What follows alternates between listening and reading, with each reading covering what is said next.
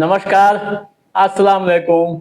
आप देख रहे हैं i4G टीवी नेटवर्क। मैं हूं इंतजार भगत। दोस्तों, आज के इस खास वीडियो शो में आपका स्वागत है। आज के इस एपिसोड में हम बात करेंगे उन 5 महत्वपूर्ण बिंदुओं पर जिसकी चर्चा कांग्रेस की महासचिव व सांसद प्रियंका गांधी ने की है। जो लॉजिक उन्होंने दिया है, जो तर्क पेश किया है, उसको लेकर सियासी गलियारों से लेकर आम व खास के बीच कई तरह की चर्चाएं हो रही है। जिस तरह से मोतिहारी में आयोजित हर घर अधिकार रैली में प्रियंका गांधी ने केंद्र व बिहार की सरकारों पर निशाना साधा, हमला बोला और जो बातें कही उसको लेकर अलग अलग तरीके से समीक्षाएं भी किए जाने लगे। जो 5 अहम बिंदु है और क्या तर्क उन्होंने दिया है, क्या कहा है, हम टू द पॉइंट आपको बताने जा रहे हैं। आप ध्यान से सुनिएगा, समझिएगा और इस मामले में आप क्या सोचते हैं कमेंट बॉक्स में जरूर लिखिएगा। दोस्तों, कांग्रेस की महासचिव प्रियंका गांधी पहली बार बिहार की यात्रा पर चंपारण पहुंची थी। चंपारण के मोतिहारी के ऐतिहासिक गांधी मैदान में उन्होंने हर घर अधिकार रैली को संबोधित किया। कई तरह के आरोप सरकार पर लगाए, लेकिन जो 5 बातें कही वह हर किसी के दिमाग में घूम रहा है। क्या है मूल बातें 5? आप टू द पॉइंट सुनिएगा। नंबर 1, हमारी सरकार में कई शिक्षण संस्थान बने। दोस्तों, प्रियंका गांधी ने कहा कि बीजेपी हमसे पूछती है कि कांग्रेस ने 70 सालों में क्या किया है। मैं जवाब देती हूं कि कांग्रेस ने आपके अधिकारों को मजबूत किया, आपका वोट मजबूत किया। जब बिहार में कांग्रेस सत्ता में थी तब बड़े बड़े शिक्षण संस्थान बने, उद्योग लगे, कई बड़े बांध बने व सड़कें बने।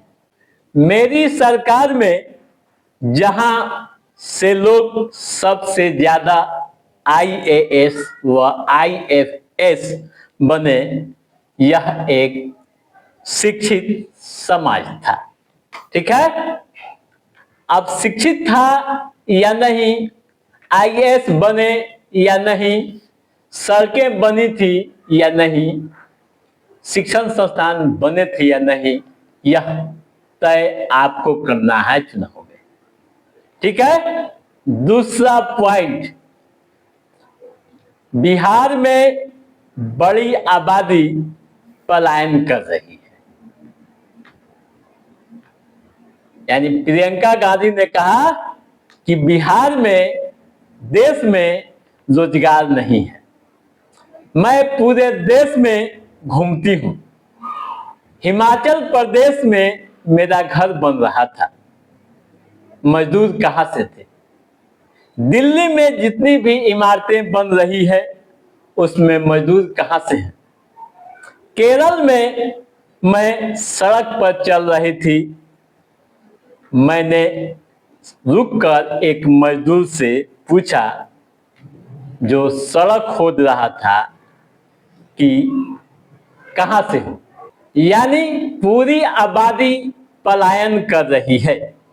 यहां आपके लिए एक भी नौकरी नहीं बची है। ठीक है।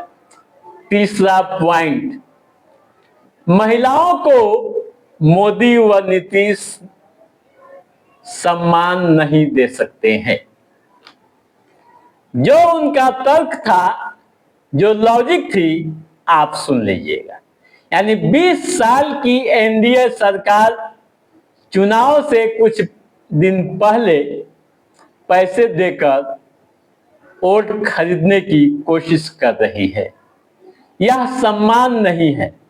सम्मान तब होगा जब सही मानदेय मिलेंगे, बेटियां सुरक्षित महसूस करके पढ़ने जाएंगी। लेकिन मोदी नीतीश यह सम्मान नहीं दे सकते हैं। ठीक है। चौथा पॉइंट, 20 साल में एनडीए ने कुछ नहीं किया। ये आप खुद समझते हैं और तय भी कीजिएगा। उनका लॉजिक था, उनका तर्क था कि आज यहां का किसान उसी परिस्थिति में है जिस परिस्थिति में गांधी जी आए थे। यानी सत्याग्रह आंदोलन की बात आप याद कर लीजिए। 1917 में राष्ट्रपिता महात्मा गांधी चंपारण आए थे और किसानों की समस्याएं सुनी थी। आंदोलन की रूपरेखा बनी थी और देश आजाद हुआ था। ठीक है। चुनाव पास है। अब देखिएगा ये लोग कैसे कैसे ऐलान कर देंगे। 10,000 रुपये महिलाओं को देने का वादा किया। उनकी सरकार 20 साल से है। 20 सालों से उन्होंने महिलाओं के लिए क्या किया, ये आप तय कीजिएगा कि महिलाओं के लिए सरकार ने कुछ किया है या नहीं। ठीक है। पांचवा पॉइंट, बीजेपी की निकम्मी सरकार भगाओ। बीजेपी की निकम्मी सरकार भगाओ और नई सरकार लाओ जो आपके लिए काम करे। अब सवाल यहां यह है कि क्या वर्तमान सरकार आपके लिए, हमारे लिए काम नहीं करती? अगर करती है तो कितना करती है? आप जरूर सोचिएगा, मंथन कीजिएगा और वोट देने के समय चुनाव में जरूर इस बात को याद कीजिएगा। यानी उनका यह कहना था कि आपके लिए काम करे, आप गर्व से कह सकें कि मैं बिहारी हूं। मैं बिहारी हूं, गर्व से अब भी कहता हूं। मुझे बिहार में नौकरी मिले, मेरे परिवार बिहार से बाहर न जाए। उन्होंने आखिर में कहा कि महागठबंधन को जिताइएगा, इससे आपका ही फायदा है। ये 5 अहम बातें प्रियंका गांधी की रही। आज के कार्यक्रम में प्रियंका गांधी ने और भी कई आरोप प्रधानमंत्री मोदी पर लगाए, बिहार की सत्ता पर लगाए, जिसकी चर्चा तो हो ही रही है। लेकिन ये 5 अहम बातें हैं जिसको लेकर मंथन किए जा रहे हैं। तो दोस्तों, आज के इस एपिसोड में बस इतना ही।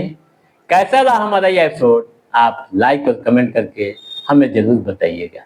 यदि आपने हमारे चैनल को सब्सक्राइब नहीं किया है तो सब्सक्राइब भी कीजिएगा, ताकि इस तरह की महत्वपूर्ण जानकारी संबंधित, राजनीतिक गतिविधियों संबंधित जो भी अपडेट है उससे हम समय समय पर आपके बीच पहुंचाते रहेंगे। तब तक आप अपने दोस्त को दिए इजाजत। नमस्कार।